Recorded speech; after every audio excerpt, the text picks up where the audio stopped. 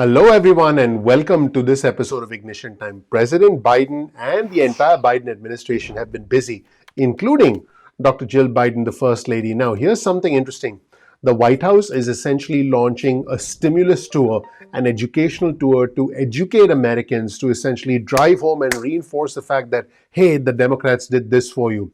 What's also interesting is that the next big gamble from the Biden administration is going to be the infrastructure plan, and there's going to be a huge focus on clean energy. Early opposition from the Republicans is already emerging. We are in for a fight politically and economically in the second half of this year as we recover from this pandemic, and as both sides, the Republicans and the Democrats, try and chart a path.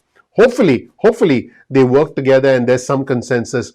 They try and chart a path for the future of our country. Welcome to our channel. My name is Dr. Nitin Chhoda. Right here is some information about me. Check out my video. You'll learn more about who I am, what my journey has been like, and why you should listen to me. For me personally, it's not about the red or the blue. It's about the red, white, and blue. I'm not Democrat. I'm not Republican. I'm American. We are all Americans first. Speaking of us as Americans, the American Rescue Plan is the big major legislative and economic achievement from the Biden administration. And now Dr. Jill Biden is working together with the Hollywood actress Jennifer Garner to try and educate more and more of our fellow Americans about what was in the American Rescue Plan. And where are these two ladies going? Dr. Jill Biden, there she is. Hello, Dr. Biden. And Jennifer Garner. What's up, Jennifer? Are heading to Alabama this Friday. Yes, Alabama this Friday. Here's a headline of an article on your screen from CNN. Jennifer Garner to promote American Rescue Plan with Jill Biden in Alabama this Friday. And this is part of the Help Is Here tour. And according to this reporting from CNN, the trip is the latest in a series of outreach efforts by the Biden administration's top surrogates, including the Vice President, to promote the American Rescue Plan. The President and the Vice President and their spouses have all made trips across the country promoting the package. They've been on Air Force One. They've been flying all over the country, essentially educating people about the American Rescue Plan. And Axios is reporting something very interesting, the political dynamic. The major focus of the Biden administration is going to be re-engineering America quickly. And according to Axios, why is President Biden trying to ram this through? Number one, he has full control of Congress and a short window to go big. Number two, he has party activists egging him on. In other words, he has a lot of liberals, a lot of progressives within his own party urging him to go big. Number three, he has strong gathering economic wins at his back. In other words, the economy is getting back on track. So he feels that this is the time to go big. In other words, it's a now or never approach. And number four, he's popular in the polls. This is why President Biden, who already has a $1.9 trillion American Rescue Plan as his major legislative achievement, is now going to push forward with a $3 trillion, yes, a $3 trillion Build Back Better agenda. This is a massive, ambitious agenda. And these are the four reasons, according to Axios, why President Biden will make the big gamble to go further and to not look back. And folks, we are witnessing history. I know it doesn't feel like it because I think our mind is numb with the past 4 years. Our mind is probably numb with what happened at the start of the year. But I think that we are witnessing history in motion. According to presidential historian Michael Beckloss, he told Axios that FDR and LBJ may turn out to be the past century's closest analogs for the Biden era. He says, in terms of transforming the country in important ways in a short span of time, President Biden is going to go down in history. He said that the parallels include the New Deal, the economic relief deal that FDR brought forth in 1933, which saved the country from depression and chaos.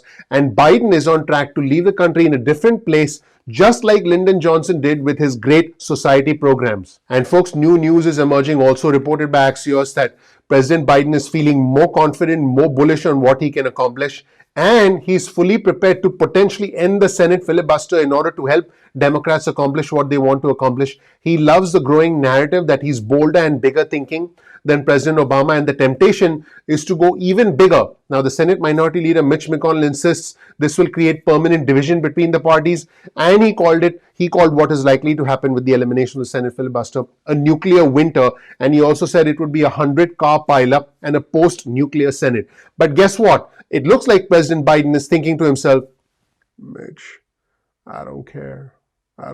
Look, when I do that impersonation, I've been told I sound more like President Bill Clinton. I can actually do a good Bill Clinton impersonation. Let me sort of break the rhythm here and try it, okay? I did not have sexual relations with that woman. So that was my Bill Clinton impersonation, completely unrelated, completely irrelevant, nothing to do with the news, but I just had to do it. I couldn't help myself. So let's get back to President Biden. President Biden is basically going to try and jam through his priorities, and according to Axios, he won't rub their noses in it, meaning the Republicans. He's not going to make a big deal out of it. He's just going to try and get stuff done. President Biden's list includes rural broadband expansion, which could be transformative for those communities, make child tax credit permanent, landmark legislation on climate, guns, and voting. Boy, oh boy, folks, this is a very ambitious agenda, and we'll see what the rest of the year brings.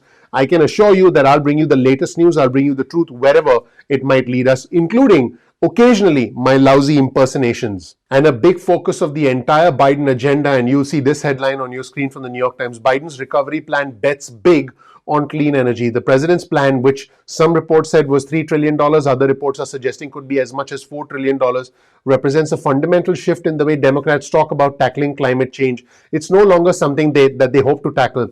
They are going to make it a centerpiece of the Build Back Better agenda, the creation of clean energy jobs, as well as the creation of new jobs and a whole new era of economic recovery for us as a country. I believe that we can and we will lead the world in clean energy, and I believe that this is probably a once in a generation opportunity to try and get there. So what does a clean energy future actually look like? What could we see in the future of our country? Here's a quote directly from the New York Times article. As currently constructed, accelerating a clean energy transformation underpins nearly every part of the plan, meaning that clean energy is all over the infrastructure plan. It includes building electric power lines that can deliver more renewable energy, building electric vehicle charging stations, capping oil and gas wells to reduce emissions, and reclaiming abandoned coal mines. There is money to build 1 million new affordable energy efficient housing units and to make existing structures more energy efficient. Hundreds of billions of dollars would go towards high growth industries of the future, such as advanced battery manufacturing. Boy, oh boy, folks, if we can pull this off, I promise you that the rest of the world will work hard to follow in the next 5 to 10 years. And I have to be completely honest with you, many other countries, including China, are already making huge investments in this. And I believe if we don't do this, we will get left behind as a country forever. So I believe this is an ambitious agenda. I want you to know that I believe that this has the potential to be very good for our country. Although I have to be honest, it's hard to see that future yet, because for us, unless we see a future, it's hard to imagine it. But I think everything begins with imagination. And I personally am very optimistic about this vision in the Build Back Better agenda, because I believe that we need to prepare for a new future, a future that we still have not seen, but a future that in 10 years we look back and say, oh, how could we have lived without it? That is the nature of transformative thinking, and that is the nature of transformative technology and clean energy. And finally, in an article in the Washington Post, you'll see this headline: Republicans sound early note of opposition against a $3 trillion White House infrastructure plan. As you can imagine, the Republicans are not excited at all, and they are going to try and oppose this because, quite frankly, it wasn't their idea. They don't seem to be very happy. The number 2 Republican in the United States Senate, after the Senate Minority Leader, Mitch McConnell, is John Thune from South Dakota. He said it's a pretty cynical ploy to try and appeal to Republicans to vote for all that stuff. He's referring to the infrastructure Build Back Better agenda that I outlined earlier, and then do reconciliation to do all the other hard stuff. So let's be clear, the Republicans are not happy and unlikely to support the Build Back Better agenda. Now, folks, the one person that I think this is all going to come down to, and you've heard me talk about your best friend before, the conservative Democrat from West Virginia, Joe Manchin. He's going to be a very important figure, because without his vote and without the vote of Senator Kristen Sinema, the Democrat from Arizona, who, by the way, opposes $15 an hour minimum wage along with Senator Joe Manchin, and without the support of the independent senator from Maine, Senator Angus King, I don't think the Democrats are going to be able to pass the Build Back Better agenda. So what did the conservative senator from West Virginia, Joe Manchin, have to say? This is his quote. He said, as long as it's paid for, he's referring to the $3 trillion bill.